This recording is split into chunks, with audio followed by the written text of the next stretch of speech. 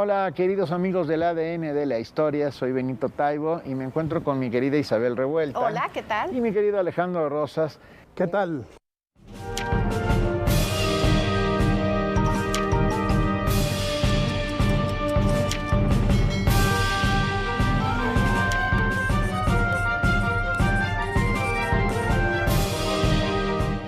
Estamos en el Museo Panteón de San Fernando, aquí en pleno centro histórico de la Ciudad de México, muy cerca del Metro Hidalgo. Tienen que venir a visitarlo. Por cierto, está la gran ofrenda de muertos. Es una gran tradición de este museo. Y vamos a hablar sobre este lugar que contiene gran parte de la historia de México. Oye, pero además, yo creo que todo el mundo, o mucha gente, la gente que nos ve, que nos lee, creo que no hay persona que no haya escuchado de San Fernando o del Panteón sobre todo, o se haya venido porque aquí de pronto cuentan leyendas o de pronto hay tours, o sea, guías que te dicen las principales tumbas y demás, pero sobre todo porque aquí está la tumba de Benito Juárez. Que la tenemos aquí a un lado. El mausoleo, porque es un mausoleo, sí. Claro. Que además es importantísimo porque fue el último entierro registrado en San Fernando.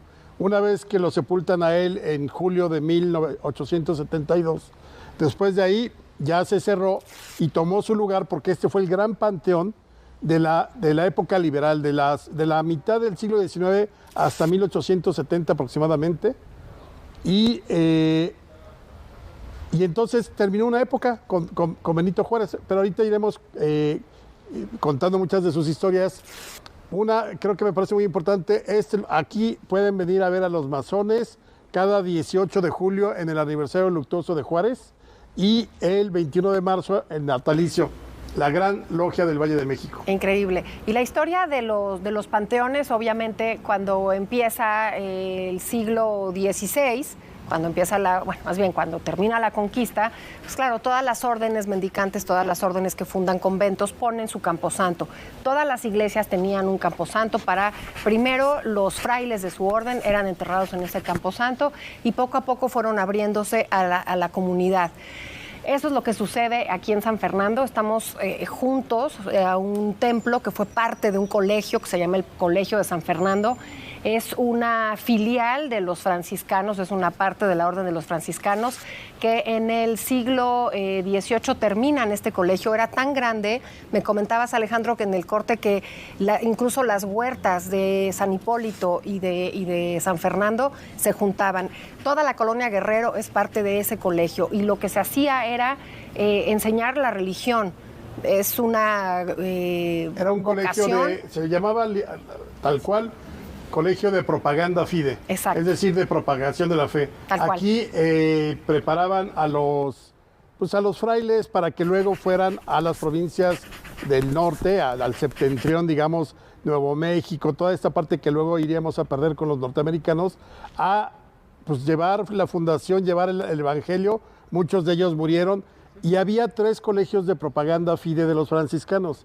Era el convento de la Cruz de Querétaro, el de Guadalupe, Zacatecas, que se encuentra ahí, y este era el tercero. Eran los 3 en donde, insisto, se preparaban a los frailes muy jóvenes para que mandarlos al norte a poblar y además a fundar misiones. Exactamente, que eran las misiones. Que si tú te pones a ver que son los franciscanos los que llegan incluso al norte de California y todavía se puede llevar ese camino, fundan en honor al Monte Carmelo, esta ciudad que está más allá de San Francisco, que se llama Carmel, by the Sea.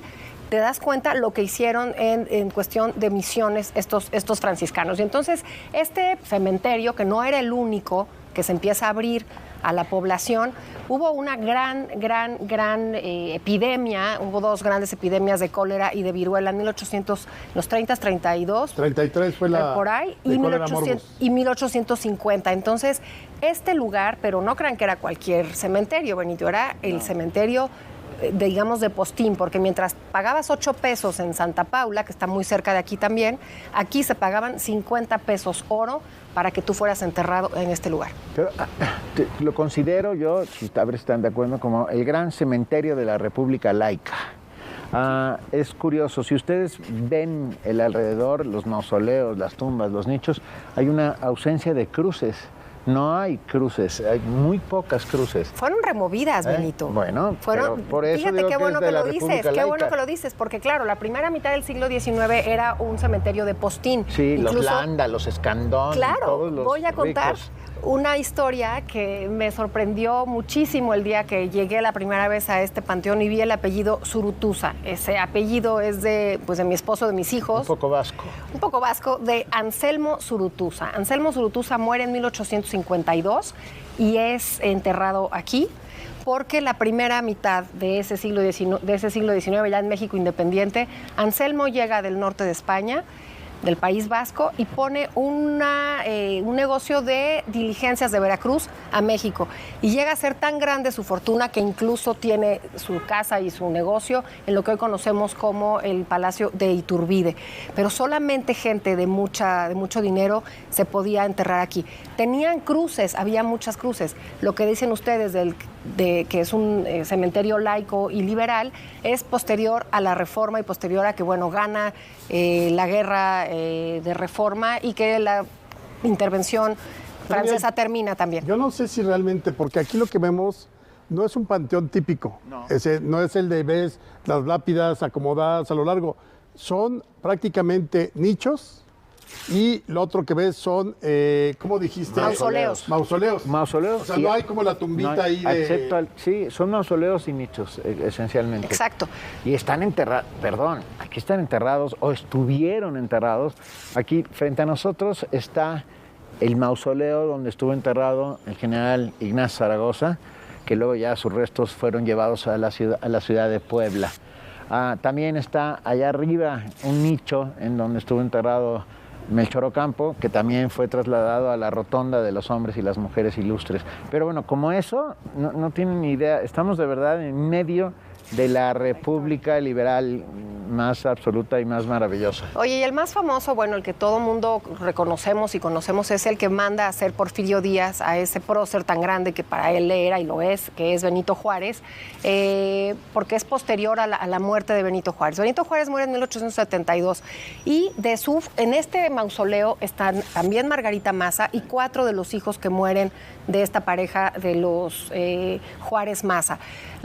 Los primeros en llegar, primero llega Margarita, que muere un año y medio antes de que muriera Juárez. Ella muere el 2 de enero de 1871, muere muy joven de un cáncer terrible después de una vida tremenda. Ella no nada más esa compañera de Benito Juárez, lo hemos dicho muchas veces, es el sostén de la República, fue una de las grandes representantes de esa República en los Estados Unidos, junto a Matías Romero, que era el encargado del gobierno de Juárez de ser representante de nuestros intereses. Ella lo hizo muy bien en Nueva York, incluso viaja a Washington y sufre en carne propia, pues lo que sabemos mucho, pierde a los niños, se mueren y están enterrados aquí. Pero ya para 1872 no es esta la tumba que tenía originalmente Juárez, sino que ya en el Porfiriato se le pide a los hermanos Islas un mausoleo maravilloso, y es esto que vemos, es un monumento precioso que es la patria doliente recibiendo el cadáver de Benito Juárez. Está por todos lados lleno de águilas republicanas, de gorros frigios que representan, el gorro frigio se utilizaba como representación de la gran república, partiendo de la lógica de la República Francesa. Y es de verdad un lugar muy espectacular. Por cierto, tenemos que agradecer a la Secretaría de Cultura de la Ciudad de México todas las facilidades que nos han brindado para poder hacer esta serie de programas. Pero fíjate que efectivamente yo creo que lo que define a este panteón, lo dijiste tú, Benito, es la cantidad de tumbas con personajes históricos, que es fundamental, ¿no?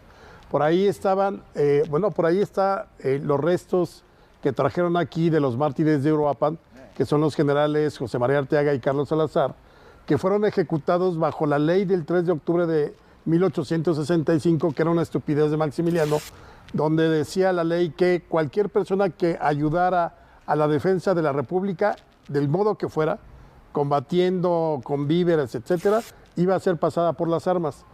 Y pues, obviamente en esos días del 3 de octubre detienen allá en Michoacán al general Arteaga, que había sido gobernador de Querétaro, era un personajazo. Además era de los que hacen trajes. Sastre. Había sido sastre antes de meterse a la guerra de Reforma. Un super personaje, era como el antagonista de Tomás Mejía, y lo toman prisionero a él junto con Carlos Salazar, otro de sus hombres, general también, y los fusilan sin juicio ni nada, porque esa era la ley.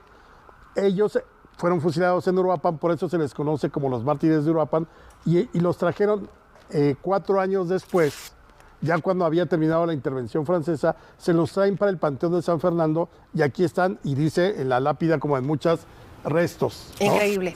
Sí. Restos. Oye, y además, si se puede hablar de una conexión, imagínense que están enterrados muy cerquita, lo que estuvo Zaragoza, cerca de él, está nada más y nada menos que un hombre, Juan de la Granja. Me van a decir, ¿pero por qué Juan de la Granja es importante? Está enterrado aquí desde 1857. Con una bellísima escultura de él mismo sentado mirando al infinito. De bronce, bellísima, con un bastón, que dice la leyenda que hay días que amanece el bastón en otra de sus manos. Pero bueno, eso me pareció muy, muy curioso. ¿Qué pasa con el telégrafo? Hoy por hoy damos por sentado la comunicación, pero justamente en esa batalla de Puebla que se gana en 1862, es un telegrama el que manda Zaragoza y que lo recibe Prieto, en donde las armas nacionales se han cubierto de gloria.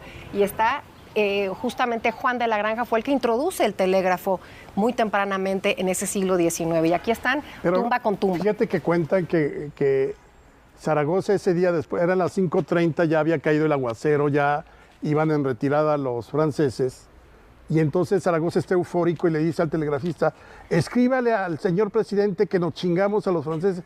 Ay, señor general, no puedo poner eso. Ok, ponga las armas nacionales, se han cubierto de gloria.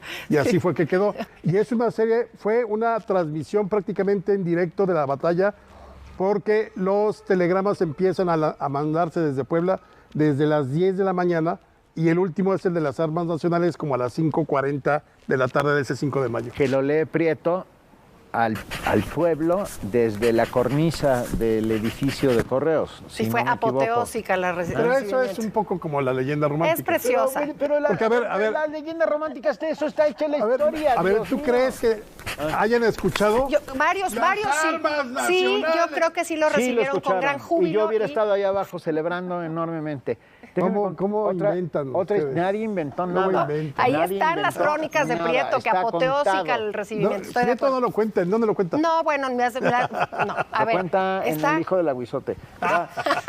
Escuchen, entrando justamente en la entrada del panteón, lo primero que se ve es un nicho, el primer nicho que se ve, uno de estos, que dice Isadora Duncan.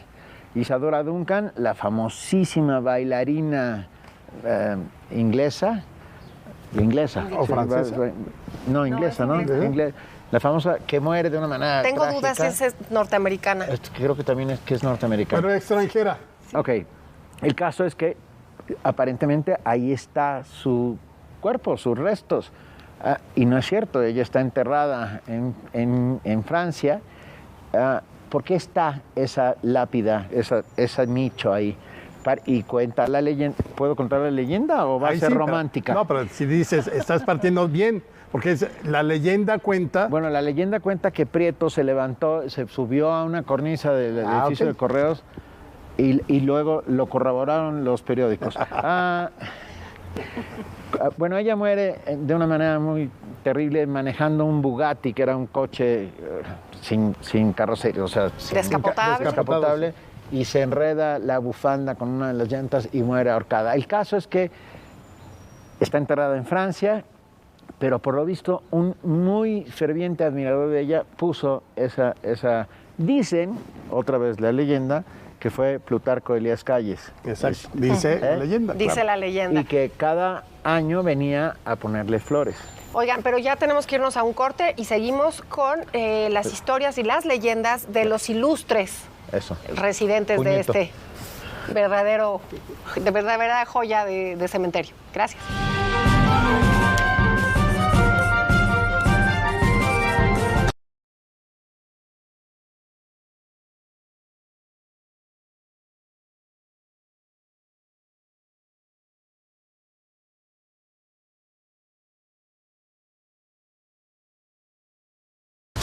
Te acompañamos todo el año.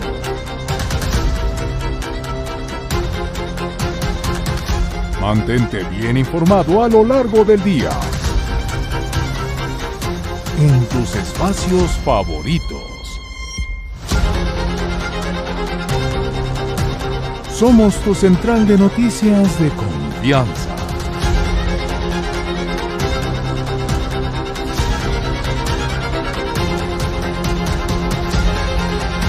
Que te comparte todo lo que sucede en tiempo real.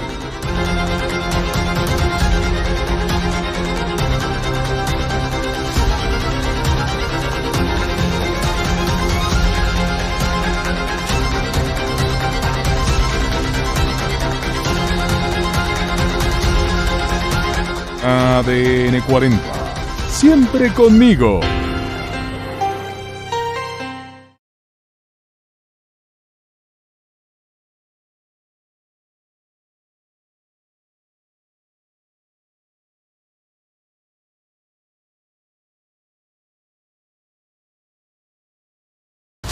Te acompañamos todo el año.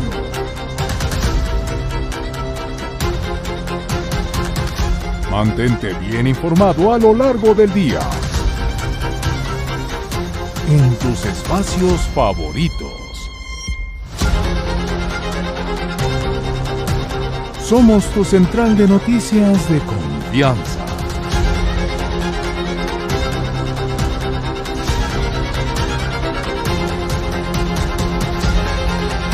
Que te comparte todo lo que sucede en tiempo real.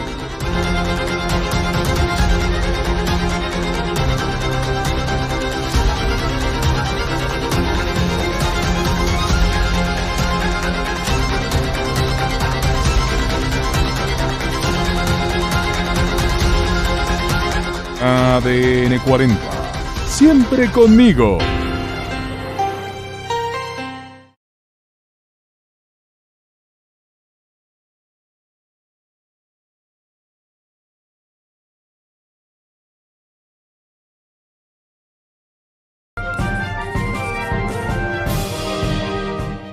Oye, yo te voy a dar un hecho histórico comprobado porque está documentado en varias memorias y demás.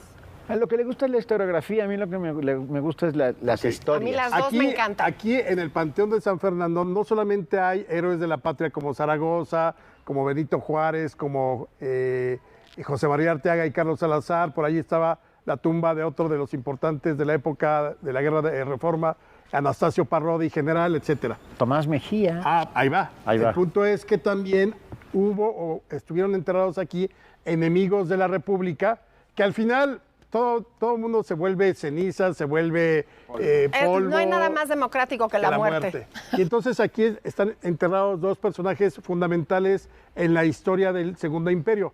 Tomás Mejía y, bueno, Miguel Miramón estuvo en algún momento.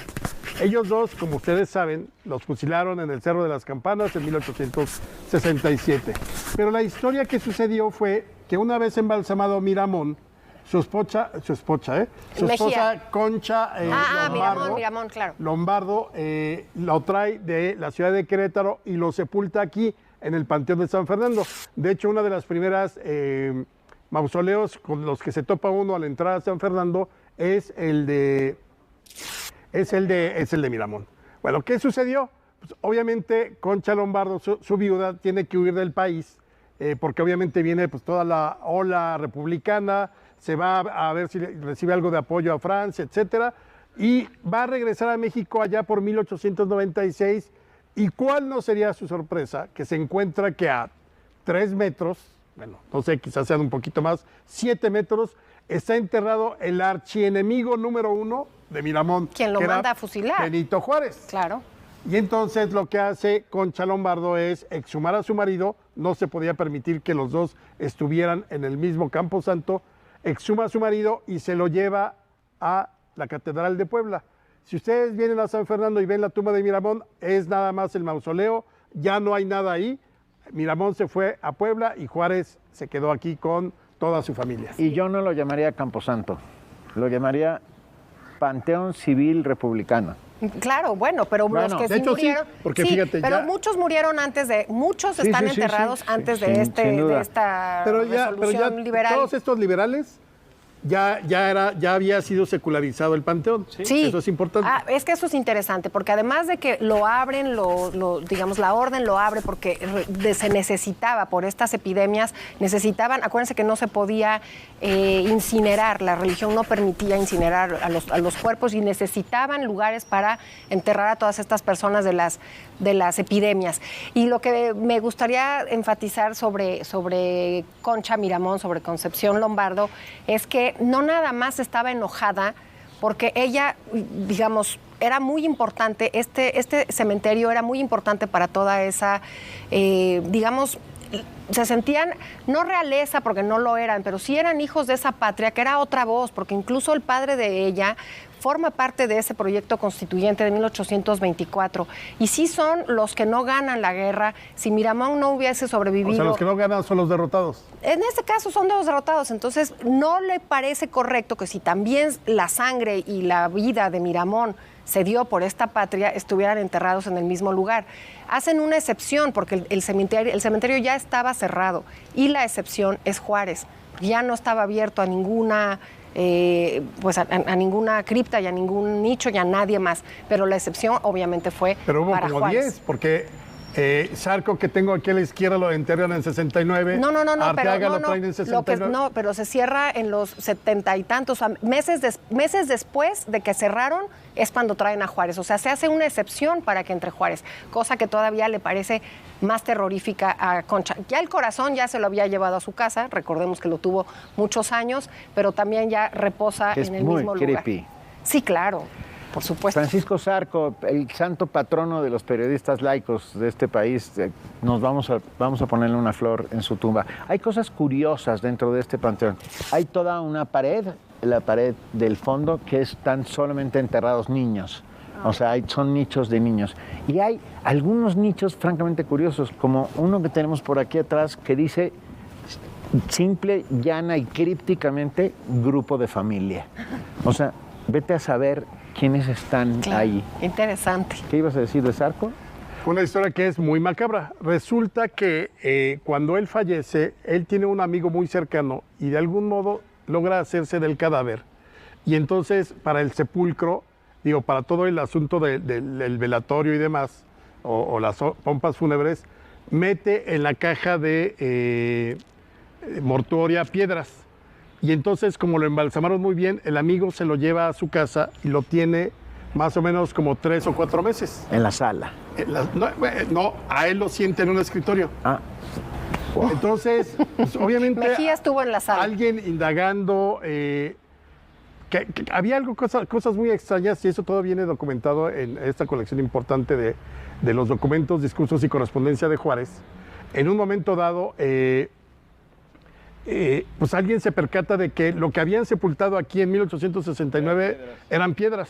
Claro. Y entonces, haciendo algunas inspecciones, atando cabos, logran dar con que el amigo se había quedado con el cuerpo de Zarco, pues obviamente se lo quitaron y ya lo sepultaron. La historia continúa porque ya en el siglo XX, uno de sus sobrinos, que es el presidente López Mateos, se apellidaba Zarco Mateos, lo que hace es no nada más cerciorarse de que sí estuviera el cadáver, sino que su mausoleo tiene una estética, si ustedes lo ven, ya del siglo XX. Las lápidas y, digamos, una especie de eclecticismo de esa arquitectura internacional. Tiene otro estilo por completo el mausoleo de Zarco porque el presidente López Mateos lo manda a renovar. Pero imagínense cuánta historia están ligados unos con otros, ¿no? No pueden desafanarse de estar vinculados a este cementerio, y uno pasa tan tranquilo por la calle y no te das cuenta de la cantidad de historia que hay aquí. No, bueno, y hay algo que y voy a romantizar,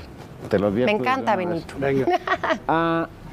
Estamos a 2 calles de Avenida Hidalgo, muy cerca de Avenida Juárez. Y a un paso de la Guerrero, el eje claro, Guerrero. Del eje de Guerrero. Y de verdad, el silencio que hay en este sitio es muy impresionante. No se oyen coches, claxons, etcétera, etcétera. Es como si estuviéramos en un lugar de la provincia o fuera de la Ciudad de México. Es muy impresionante. Claro. Y me gusta mucho. A mí me gustan mucho los cementerios. Claro, todos estos personajes, la gran mayoría de los que reposan aquí, después se llevaron al panteón, donde está la rotonda de las personas ilustres. Entonces, gran parte de estas tumbas son los famosos cenotafios. ¿Por qué? Porque no están los restos, ¿no? Están simplemente la memoria y los mausoleos. Empezó a soplar el viento. Precioso. Un viento republicano. Otras tumbas importantes de paz. Otra que tenemos el mausoleo, pero no está el personaje, es Ignacio Zaragoza. Sí. Ignacio Zaragoza es una de las principales que está aquí. Además creo que es muy bonito. Está al centro está al centro del panteón. Y él muere en 1862, el 8 de septiembre. Lo sepultan aquí, pero en 1976 el presidente Echeverría decide que es buena idea llevárselo a la rotonda que está al pie de los cerros de Loreto y Guadalupe en Puebla. Entonces de los lo exhuman, fuertes, ¿no? exhuman a su mujer y se los llevan. Lo interesante de esa exhumación fue que estaba tan bien embalsamado que todavía se apreciaban en las imágenes que se tomaron del cuerpo de Zaragoza rasgos muy característicos de cómo era. O sea, no estaba la calavera ni nada por el estilo, sino perfectamente embalsamado. Ahora nada más tenemos aquí el mausoleo, pero también está vacío. Y lo que sería interesante recalcar es que uno pensaría que vivió mucho tiempo después de esa gloriosa batalla ganada por el ejército mexicano al gran ejército francés, y no, morirá unos días después. No alcanzará a ver que un año después cayó México en esa invasión de los franceses, pero muere muy joven, muere de, no recuerdo, ¿es cólera lo que le da? ¿O es una neumonía? No, es tifo. Tifo, no cólera, tifo. Pero realmente joven y realmente muy pocos días después de la batalla de Puebla. ¿Ves? Es mayo la batalla y él muere en septiembre. Increíble, ¿no? Bueno, es uno Vengan de los a visitar el Panteón de San Fernando, nada más no lo hagan los días 28 de cada mes, porque estamos a un paso de la iglesia de San Judas Tadeo y es imposible llegar hasta aquí. Haciendo república. Otro personaje interesante es Ignacio Comonfort, que él fue el responsable de dar el autogolpe de Estado en diciembre de 1857, por el cual los conservadores se hacen del poder, pero ese autogolpe significó un cambio en la historia porque en el momento en que él decide desconocer la Constitución, por eso autogolpe de Estado, quien toma el poder de acuerdo a la ley es Benito Juárez, que era el presidente de la Suprema Corte de Justicia de la Nación, y ahí empieza todos los 14 años ininterrumpidos de Benito Juárez como presidente de México. Ignacio Comonfort, que está aquí, había nacido en Puebla, decían que era un espartano totalmente en la guerra, y cuando estaba en casa era muy acomedido, muy solícito. Muy buen hijo. Tenía una mamitis espantosa, sí, de acuerdo a sus colaboradores y cronistas que dejaron por escrito esta cualidad. Y finalmente todo mundo lo rechazó, pues porque por él había iniciado la guerra de reforma. Era muy tibio en la política, le decía Melchor Ocampo el medio sí, medio no. Bueno, y Ocampo decía que el problema con Comonfort es que quería dar apretones de mano y lo que necesitaba la República era dar apretones de pescuezo. Obviamente, pero además te voy a decir algo, que sí habla de este cementerio, decía yo que era de mucha pompa que los enterraran aquí, era absolutamente religioso, puesto que la madre lo hace tomar en cuenta, te vas a condenarás tu alma si tú sigues jurando ese despropósito de los liberales en contra supuestamente de la religión. No hay nada más erróneo en eso. Era la religión a puerta cerrada, lo que tú quisieras, y el Estado al Estado. Pero sí era un camposanto y sí había muchas cruces, porque eran verdaderamente unas pompas fúnebres muy importantes que el personaje de Comonfort estuvo enterrado aquí. Lamentablemente. Ahora es diferente. Lamentablemente ya se nos terminó el tiempo. Mil gracias. Esto es el ADN de la historia.